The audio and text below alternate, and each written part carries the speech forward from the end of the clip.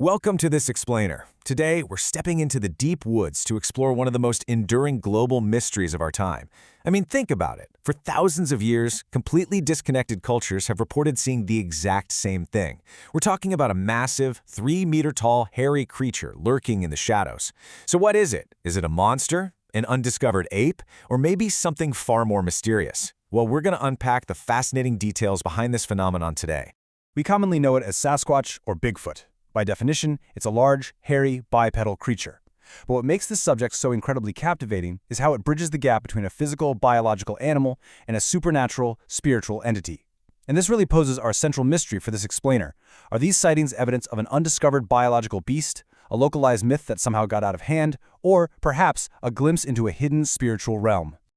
Okay, let's dive right into this. We're going to look at this exact same mystery through 3 completely different lenses today. First, we'll cover the legend of Sasquatch, then footprints, film, and fame, followed by the scientific investigation, the Arab ghoul, and finally, the Jinn connection.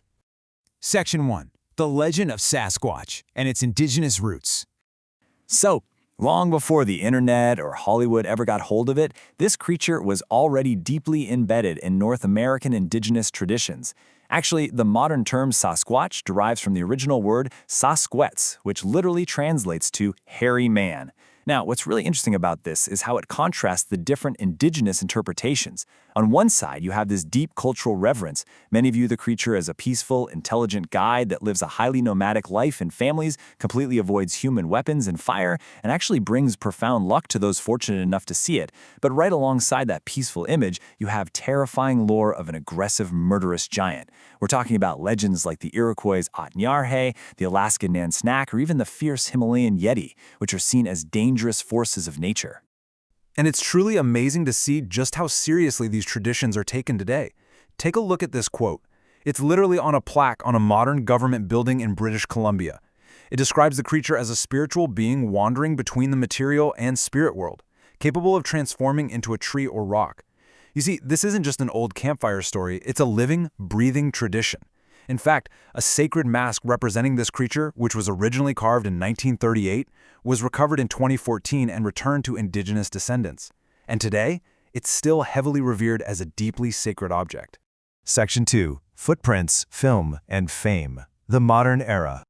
So, you might be wondering, how exactly did a localized indigenous myth transform into a massive global obsession?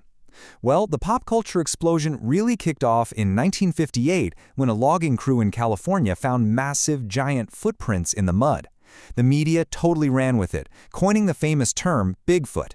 Then, in 1967, came the legendary Patterson-Gimlin film. You know the one? That grainy, 39-second clip of a creature walking through the woods. Fast forward to 2017, and we start seeing an explosion of high-budget documentaries applying modern analytical tools to the evidence. And by 2020, Bigfoot had essentially taken over Western pop culture, sparking a literal million-dollar tourism boom in the Pacific Northwest. And guys, it's no longer just some fringe internet conspiracy. A 2020 Civic Science poll actually revealed that a staggering 10%, that's 1 in 10 American adults, genuinely believes this creature is a living reality. Look to your left, look to your right in your next meeting. Statistically speaking, someone in that room believes in Bigfoot. Section 3. The Scientific Investigation. Fact versus Fiction. With 1 in 10 people believing, we really have to look past the tourist traps and the souvenir coffee mugs to see what researchers are actually finding. This brings us to the crucial question that every skeptic rightfully demands. After decades of searching the forest with modern technology, what tangible, physical proof do we actually have to show for it? Well, the evidence is both compelling and, honestly, incredibly frustrating.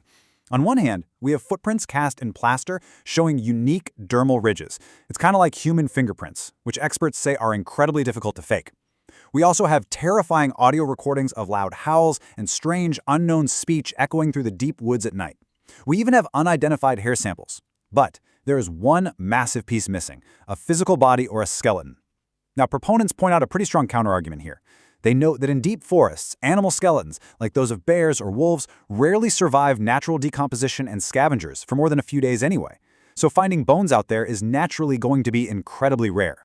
And this brilliantly illustrates the wildly different conclusions drawn by researchers from the exact same body of evidence. I mean, the divide is spectacular. A 2006 National Geographic documentary concluded we might be looking at a highly evolved, undiscovered primate. But decades earlier, Soviet scientist Boris Porshnev theorized it was a surviving relic of Neanderthal man. Meanwhile, modern New Age platforms argue these aren't biological animals at all, but rather advanced telepathic spiritual masters just waiting for humanity to evolve.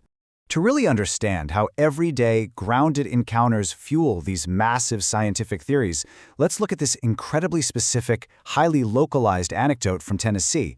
A woman claims her family has interacted for 60 years with one of these creatures, who they actually named Fox.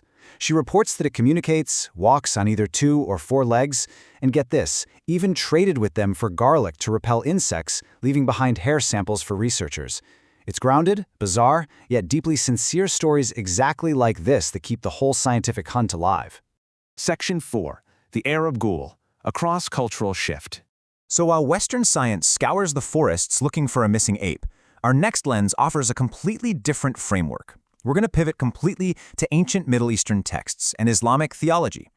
Listen to this vivid description from the famous pre-Islamic poet Antara ibn Shaddad.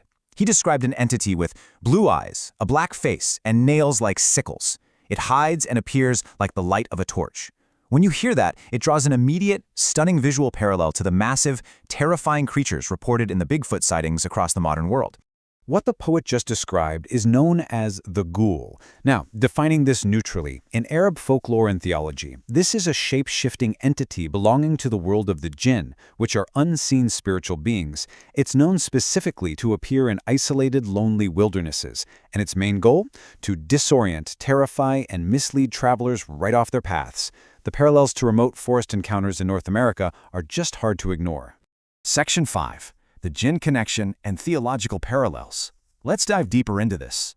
Notice the incredible behavioral overlap we're seeing here. In the West, Bigfoot is reported to appear suddenly out of nowhere, causing intense disorientation in isolated forests, and is frequently associated with strange glowing orbs in the sky. Well, over in the Middle East, the jinn and ghouls are known to do the exact same thing. They act as shapeshifters who mislead travelers in isolated deserts, and they're directly associated with strange, moving desert lights historically called Abu Fanus. It's an absolutely fascinating cross-cultural overlap in how these phenomena act and how they affect humans. Theological texts even get highly specific about this. They detail a specific subset of the jinn known as the Sa'ali. These are essentially described as magicians among the jinn. They possess the reported ability to perform complex shape-shifting, manipulating human perception to create massive illusions. It's like making a false oasis appear in the desert, or perhaps projecting the terrifying image of a giant hairy beast in the woods just to scare people away. The source material even provides actionable, traditional guidance for dealing with these wilderness entities if you ever encounter them. The advice is highly practical. First, do not travel alone in remote, wild areas. Second, travel during the early part of the night. And, most importantly, if you ever encounter a shape-shifting ghoul trying to disorient you, you are instructed to call out the Adhan, the Islamic call to prayer, to dispel the illusion and make the entity flee. Which leaves us with this final, incredibly provocative question to wrap up this explainer.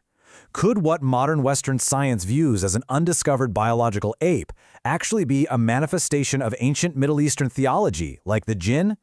It really forces us to ask, how much does our specific culture shape what we think we see in the shadows? Thank you so much for joining me for this explainer. Keep that question in mind the next time you find yourself alone in the deep woods.